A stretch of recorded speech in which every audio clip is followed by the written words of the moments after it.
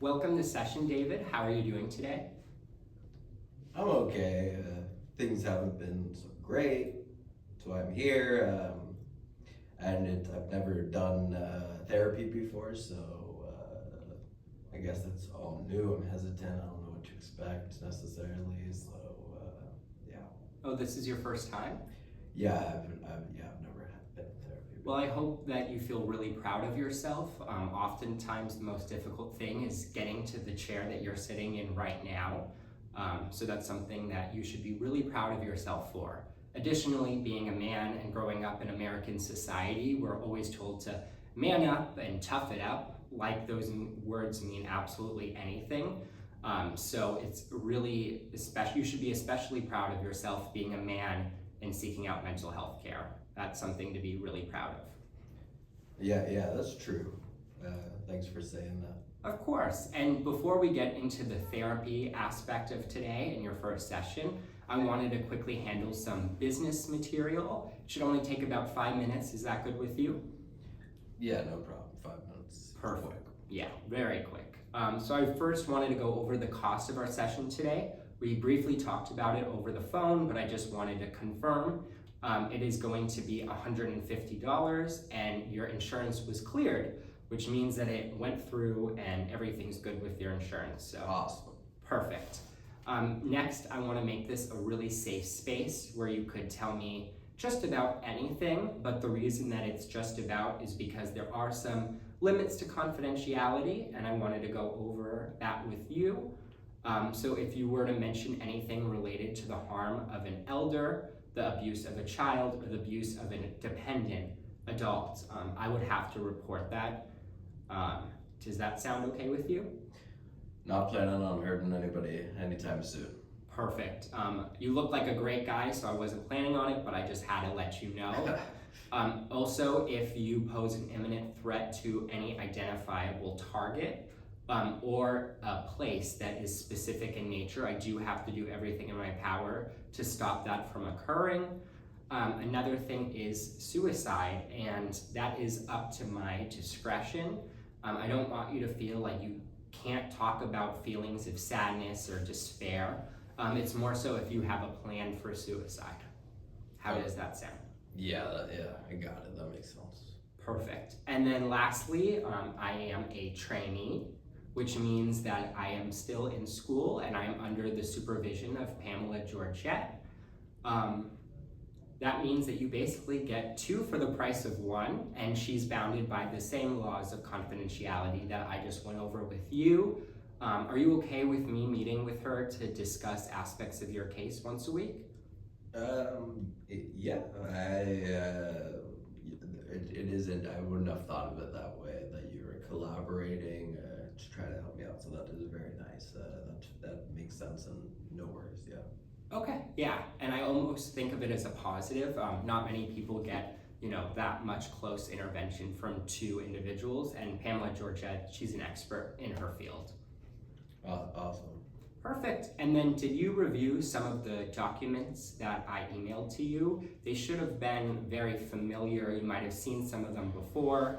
They were an intake, consent for services, a HIPAA, and then a release of information.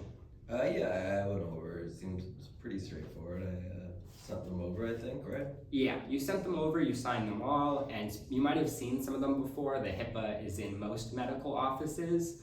And I just want to, and if you have them to refer back to, if you have any questions or if any questions develop, although many people don't have questions about them. Yeah, I don't know, but thanks for offering. Perfect. And then the last aspect of business would be my cancellation policy. We are in a mental health crisis in this country, so mental health services are very valuable, and the only reason why I have this policy is because of that. You have to cancel 24 hours in advance, or you will still be charged the $150. Does that sound good with you? Yeah, no problem. I'm pretty organized with my schedule, so I don't think that will be an issue. Perfect, and I'll give you my phone number, so you'll be able to text me if you do need to cancel. Just make sure it's before 24 hours. Sweet. Perfect. Okay, so now we can get into the actual therapy part, which many view as the fun part. See that laugh? You're pretty optimistic. I like to see it. But because this is your first time and I don't want this to be too overwhelming for you, I really want you to tell me what your goals for therapy are and what really led you to therapy. Well, I don't necessarily have goals, but my new doctor, I just found a new physician in the city, and he's seems very nice. And I went there for some physical issues I've been having. We talked a little bit about it on the phone, and he referred me to you because the test that he took seemed to have come back negative, so he's not sure necessarily what it is. So these tests came back negative. Did he happen to give you a name or any more information that we could use in this session together? He thinks they're like panic attacks. Yeah, I never really heard the term before he mentioned it, so I'm not really sure what that means. Well, I would love to explore more the physical effects that go on when you have what your doctor described as panic attacks. If you could describe when they occur, if they're frequent at any more part of the day. Yeah, absolutely. It seems like it's happening like all the time now, pretty much. The big things are like the breathing, which I told you about. It's really hard for me to breathe. It feels like I'm suffocating at times. That must be so difficult. Yeah, it sucks. And I'm also have this new twitch that's developed. Just my face gets all contorted and like twitchy and fucked up. So yeah, those are the two things that I want to take care of in general. And are they occurring at any particular time of the day? Do you find them more to be at the evening? Just give me a little bit more of a rundown of when they occur or what type of situations you're in when you experience them.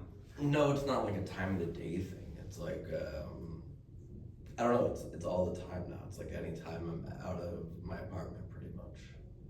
Wow, I'm so sorry to hear that. Regarding the intensity of it, if you were to label it on a 1 to 10, where does it fall, with 10 being the most intense and unbearable? And then also, do you happen to notice if there are any times in which it is less severe and other times more severe? Well, yeah, it's definitely, there's no consistency with the severity. At different times it's more extreme, other times it's less. I don't know if there's like a specific place where it gets worse or not. It feels random, but I haven't really thought about that. And if you were to give it a number of intensity, 1 through 10, where would it, if you were to give it an average of where it falls on that scale? Sure. Well, yeah, like I said, it's not consistent, but probably like the debilitating ones they feel like an 8 consistently, I'd say. Oh wow, an 8. I'm so sorry to hear that. If you could describe some of the physical manifestations of what you would describe as these panic attacks. Well, yeah, I mean, like, again, this word's new to me, but it's the physical manifestations are the breathing is very hard to breathe. It's like, and that's been going on for a while now. And it's the face, like my eye is open, shut consistently, like twitchily, and my mouth, and oh yeah, I have no idea what's going on. I've never had it before. When did these start occurring to you? Well, the breathing's been going on for a while. It's like October now, so maybe like May-ish. And the twitch maybe like end of August, I'd say. Okay. When did anything in your life happen around those months? Well, I moved here and around like the end of August, and just a lot of planning. my high school relationship ended in around May.